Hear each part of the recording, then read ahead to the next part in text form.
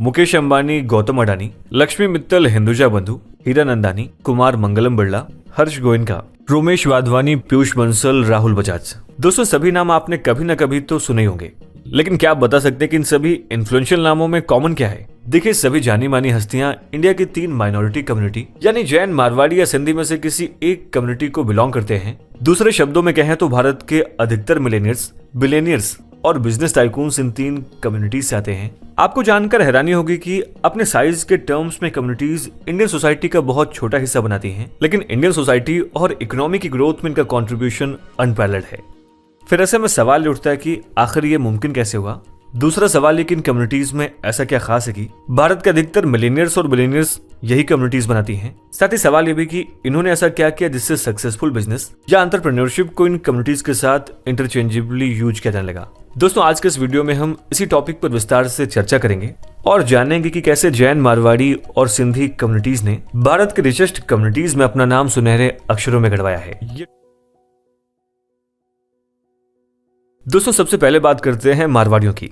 देखिए, इनके बारे में कहा जाता है think Marwari think money. Rajasthan के मारवाड़ क्षेत्र से जन्मी इस एथनिक कम्युनिटी को कई वर्षों से वेल्थ ने डिफाइन किया हुआ है और इसी ने समाज में इनकी पोजीशन को भी गवर्न किया है। दरअसल मुगल्स और राजपूत्स के टाइम पर यह कम्युनिटी मुख्य तौर पर बैंकर्स और ट्रेडर्स की भूमिका निभाती थी, लेकिन फर्स्ट वर्ल्ड वॉर के बाद मारवाड़ियों ने जूट उद्योग पर ब्रिटिश एकाधिकार को तोड़ दिया। फिर वे कॉटन और शुगर जैसे अन्य औद्योगिक क्षेत्रों में चले गए और यहीं से उन्होंने इन फील्ड्स में डोमिनेंट इंडस्ट्रीज एस्टेब्लिश की। दोस्तों अपने हाई रिस्क एपेटाइट के चलते मारवाड़ियों ने वर्ल्ड वॉर 1 के अंत तक भारत के मेजॉरिटी ऑफ इंटरनेशनल ट्रेड को नियंत्रित कर लिया था। फिर 1950 के दशक तक मारवाड़ी भारत के प्राइवेट इंडस्ट्री पर हावी हो गए और यहीं से उन्होंने देश के सबसे प्रमुख व्यावसायिक घरानों को बिल्ड किया। और आप देखेंगे तो साल 2011 तक फोर्ब्स की अरबपतियों की सूची में मारवाड़ियों की हिस्सेदारी 1/4 थी। आपको जानकर हैरानी होगी कि आज 40% ऑफ इंडियन बिलियनियर्स इसी कम्युनिटी से आते हैं। देखा जाए तो कोलकाता के बुर्रा बाजार की धूल भरी गलियों में भीड़ भाड़ वाले प्रतिष्ठानों से लेकर देश के इकोनॉमिक हब मुंबई में ह्यूज कॉमर्शियल ब्लॉक्स तक मारवाड़ी कम्युनिटी बिजनेसमैन और ट्रेडर्स के रूप में देश की अर्थव्यवस्था के पहियों को घुमाने में महत्वपूर्ण भूमिका निभा रही हैं। आपको बता दें कि मारवाड़ी हिंदू और जैन दोनों को वर्गीकृत करने के लिए कॉमन टर्म है। मारवाड़ियों की उत्पत्ति पूरी राजस्थान से हुई है और इस शब्द का इस्तेमाल 1901 की जनगणना में नृवंश विज्ञान वर्गीकरण के रूप में किया गया था। आप देखेंगे तो इसमें राजपूताना के एक व्यापारी का वर्णन किया गया है और इसमें अग्रवाल, माहेश्वरी, ओसवाल और सेरा ओगिस जैसे प्राथमिक समूह शामिल हैं। बाद में खंडेलवाल और पोरवाल जैसी अन्य राजस्थानी व्यापारिक जातियां भी इसमें शामिल हो गईं। दोस्तों कुछ जगहों पर राजस्थानी वैश्यों के माइग्रेंट बिजनेस कम्युनिटी को मारवाड़ी तभी कहा जाता है जब वे माइग्रेट कर जाते हैं और इसलिए कई बार मारवाड़ी को एक गाली के रूप में इस्तेमाल किया जाता है जो ट्रेडर्स को बाहरी के रूप में परिभाषित करता है जो आपको ठग रहा है। और ऐसा इसलिए होता है क्योंकि वे लोकल लैंग्वेज और लोकल कम्युनिटी के कल्चर को साझा नहीं करते हैं। खैर आज मारवाड़ी पूरे भारत में पाए जाते हैं। दोस्तों मारवाड़ियों को लेकर एक लोकप्रिय कहावत यह भी है कि जहां बैलगाड़ी नहीं जाती वहां मारवाड़ी जाता है, यानी मारवाड़ी वहां भी व्यवसाय के लिए जा सकता है जहां परिवहन का कोई साधन उपलब्ध नहीं है। साथ ही मारवाड़ियों के पास जब घर पर अवसर कम होते हैं तो इस व्यापारिक समुदाय के लिए बाहर जाना ही एकमात्र विकल्प होता है। हो सकता है कि अब आप ये सोच रहे हो कि अधिकांश व्यापारिक समुदाय मारवाड़ और शेखावटी क्षेत्रों से क्यों आते हैं। देखिए, मारवाड़ एक ऐसे क्षेत्र में स्थित है जो ऐतिहासिक रूप से ट्रेड रूट्स के लिए एक चौराहे का काम करता था जो भारत के अलग अलग हिस्सों को मध्य एशिया से जोड़ता था। दोस्तों जियोग्राफिकल एज ने मारवाड़ी समुदाय को विविध संस्कृतियों, विचारों और व्यापार के अवसरों से अवगत कराया जिससे उन्हें बिजनेस एक्सीलेंस डेवलप करने के लिए प्रोत्साहित किया गया। साथ ही मारवाड़ सीमित प्राकृतिक संसाधनों वाला एक सेमी ड्राई क्षेत्र है। मारवाड़ में पानी और खेती योग्य भूमि की कमी का मतलब यह था कि वहां खेती के लिए भी बहुत लिमिटेड अपॉर्चुनिटीज थी। यानी ऐसे माहौल में पनपने के लिए मारवाड़ी समुदाय के लिए आजीविका के वैकल्पिक साधन ढूंढना हमेशा से ही बहुत जरूरी था। और देखा जाए तो इन्हीं सब फैक्टर्स के चलते इन लोगों ने व्यापार और व्यवसाय की ओर रुख किया जिससे उनकी उद्यमशीलता क्षमताओं में निखार आया। दोस्तों यही कारण था कि मारवाड़ियों ने शुरू से ही माइग्रेशन को अपनी कम्युनिटी का डिफाइनिंग फीचर बना लिया। अब अगर इस सवाल पर गौर करें कि एक व्यापारिक समुदाय के रूप में मारवाड़ियों को इतना सफल क्या बनाता है, तो एक्सपर्ट्स के मुताबिक उनके इतने सफल होने का कारण परिस्थितियों के अनुकूल ढलने की उनकी क्षमता है। साथ ही व्यापार जगत उन लोगों को पुरस्कृत करता है जो जोखिम लेते हैं और मारवाड़ियों की अविश्वसनीय उपलब्धियों का श्रेय अक्सर उनकी असाधारण जोखिम लेने की क्षमता को दिया जाता है। दोस्तों अपनी नेक्स्ट कम्युनिटी पर चलें तो इस कड़ी में अगला मशहूर नाम है सिंधीज का। साल 2011 के सेंसस के मुताबिक भारत में सिंधीज की एस्टिमेटेड पॉपुलेशन 27,70,000 थी। देखा जाए तो इस कम्युनिटी ने अपने बिजनेस सेंस, फ्लेक्सिबिलिटी और डिटर्मिनेशन की बदौलत टेक्सटाइल्स से इलेक्ट्रॉनिक्स तक, रियल एस्टेट से हॉस्पिटैलिटी तक और मेल ऑर्डर बिजनेस से लेकर फिल्म प्रोडक्शन तक भारत के हर फील्ड में अपना नाम कमाया है। दोस्तों, इनकी कहानी को देखें तो 1947 में जब भारत का विभाजन हुआ उस टाइम पंजाब और बंगाल तो डिवाइड हो गए, लेकिन सिंध बरकरार रहा और इसीलिए माना जाता था कि पार्टीशन के बाद इस प्रोविंस में कुछ भी नहीं बदलेगा। आप देखेंगे तो यहाँ पर हिंदू लोग सदियों से माइनॉरिटी में थे और सबसे अधिक वेल्थ और पावर भी इन्हीं के हाथों में थी। लेकिन जब इंडियन कॉन्टिनेंट के ऊपर बंटवारे के बादल मंडराए तो इनके पास अपनी रोजी रोटी और जमा पूंजी को छोड़कर और अपनी जान बचाकर भागने के सिवा कोई और चारा नहीं बचा। देखा जाए तो बहुत समृद्ध लोगों की भीड़ रातों रात बेघर और दरिद्र हो गई। साथ इनमें से एक बड़े बहुमत ने पहले कभी सिंध नहीं छोड़ा था। उन्होंने अपरिचित भोजन, अपरिचित भाषा और अपरिचित रीति रिवाजों के साथ अपरिचित भूमि में बसने के लिए नई सीमा पार की और इसके बाद से हिंदू सिंधी, जो बहुत से हिस्टोरिक रीजन्स की वजह से एक हेट्रोजीनियस कम्युनिटी हुआ करती थी, वो बिना किसी केंद्रिक शक्ति के आघात के क्षण में एकजुट हो गई। शुरुआती दिनों में लोग भयानक दर्द, भ्रम, कड़वाहट और भय की चपेट में आए, लेकिन उन्होंने एक बेहतर भविष्य की दिशा पर ध्यान केंद्रित करने के लिए इन सबको एक तरफ कर दिया। देखा जाए तो परिवार एकजुट रहे और एक दूसरे की मदद करते रहे। साथ ही भारत के मूल निवासियों ने भी इनका खूब साथ दिया। फॉर एग्जाम्पल, पुणे में इंजीनियरिंग कॉलेज के प्रोफेसर ताराचंद तोलानी ने अपनी पत्नी शना और उनके 60 से अधिक रिश्तेदारों का अपने घर में स्वागत किया। फिर अगले कुछ महीने उन्हें खाना खिलाया और उनकी देखभाल भी की।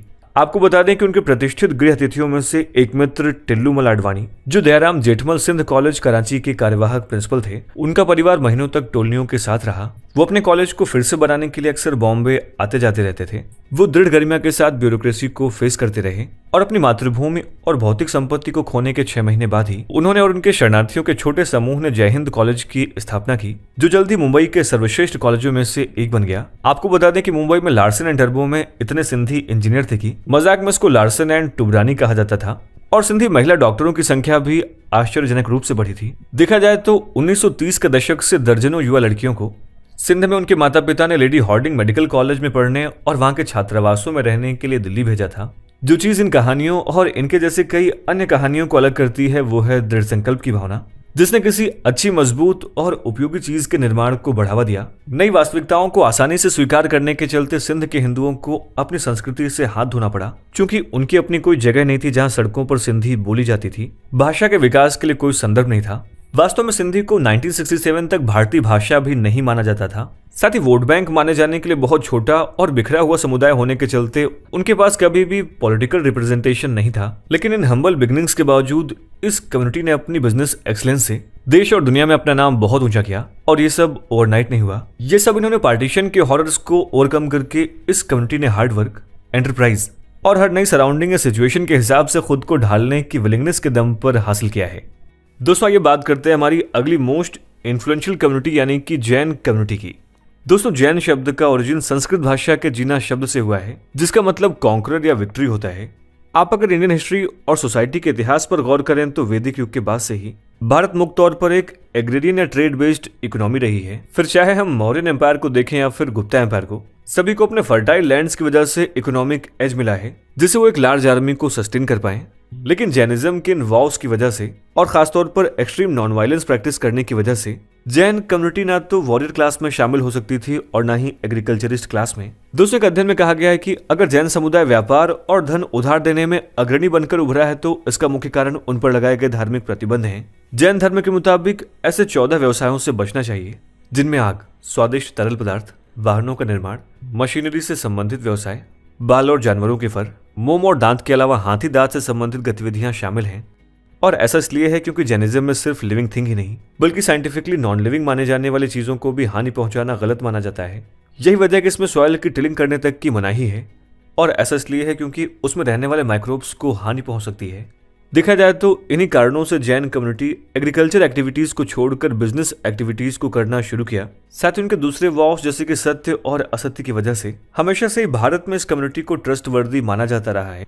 साल 2011 के सेंसस के मुताबिक भारत में लगभग 31% जैन्स महाराष्ट्र, 14% राजस्थान और 13% गुजरात और मध्य प्रदेश में रहते हैं। यानी कि ऐसे में अगर आप गौर करें तो कोलकाता और मद्रास को छोड़कर गुजरात और महाराष्ट्र ही हमेशा से इंडिया का मेन कॉमर्शियल और इंडस्ट्रियल हब रहे हैं। ऐसे में business centres Jain community India की इकोनॉमिक ग्रोथ में हिस्टोरिकली एक्टिवली इन्वॉल्व हैं। दोस्तों, इन सब के अलावा 1875 में बॉम्बे स्टॉक एक्सचेंज की नींव रखने वाले सेठ प्रेमचंद रॉयचंद भी जैन समुदाय से ही बिलोंग करते थे। साथ ही परस्परोग्रहो जीवनम के अपने मुख्य आदर्श वाक्य से प्रेरणा लेते हुए जैन समुदाय में इंटरडिपेंडेंस और सहयोग का इंटेंट भी साफ देखने को मिलता है। बल्कि अमेरिका, यूरोप और दक्षिण अफ्रीका में भी एक मजबूत जैन समुदाय देखने को मिलता है। अगर हम इस समुदाय की शिक्षा पर गौर करें तो हम पाएंगे कि साल 2011 के पॉपुलेशन सेंसस के मुताबिक रफली 34 जैन एडल्ट्स के पास एटलीस्ट एक कॉलेज डिग्री है, जबकि सेंसस में जनरल पब्लिक में आंकड़ा सिर्फ 9% ही है। साथ ही अगर हम इंडिया के लिटरेसी रेट के रिलीजियस कम्युनिटीज पर बेस्ड डेटा पर नजर डालें तो यहाँ भी जैन कम्युनिटी सबसे आगे खड़ी दिखाई देती है, क्योंकि यहाँ पर इंडिया में लिटरेसी रेट जहाँ 73% है, वहीं जैन समुदाय में ऑलमोस्ट 95% है। साथ ही जैन समुदाय की महिलाओं का भी लिटरेसी रेट ऑलमोस्ट 93% है, जो जैन समुदाय में विमेन एम्पावरमेंट और इक्वल स्टेटस को भी शो करता है। आपने देखा होगा कि इन तीनों कहानी में आपको कुछ चीजें कॉमन मिलती हैं, जैसे कि इन तीनों ही समुदायों की संख्या भारतीय समाज में बहुत कम है। साथ ही तीनों का उद्यम भी बहुत सरल परिस्थितियों में नहीं हुआ है और इन तीनों को ये सब पाने के लिए बहुत कड़ी मेहनत करनी पड़ी। आपने अगर इन तीनों ही केसेस में गौर किया हो तो कई हिस्टोरिक और सोसाइटल फैक्टर्स के कारण ये लोग अपने ट्रेडिशनल इनकम सोर्स को सस्टेन नहीं कर पाए, जिसकी वजह से इनका रुझान बिजनेसेस और इंडस्ट्रीज की ओर बढ़ने लगा। देखा जाए तो इन सभी केसेस में सक्सेस की सीक्रेट सॉस 4 इंग्रेडिएंट्स से मिलकर बनी है, जिसमें जीतने की जिद, बाउंस बैक करने की हिम्मत, अपना वक्त बदलने का अटूट विश्वास और कड़ी मेहनत शामिल है। और दोस्तों, जहां भी ये 4 इंग्रेडिएंट्स मिल जाते हैं, वहां रास्ते की कोई भी बाधा या फिर अड़चन आपको मंजिल तक पहुंचने से अधिक दिन तक नहीं रोक सकती है। दोस्तों, ये थी 3 कहानी भारत की 3 इन्फ्लुएंशियल कम्युनिटीज की। आपकी इस पर राय क्या है? हमें इस वीडियो के कमेंट सेक्शन में जरूर लिखें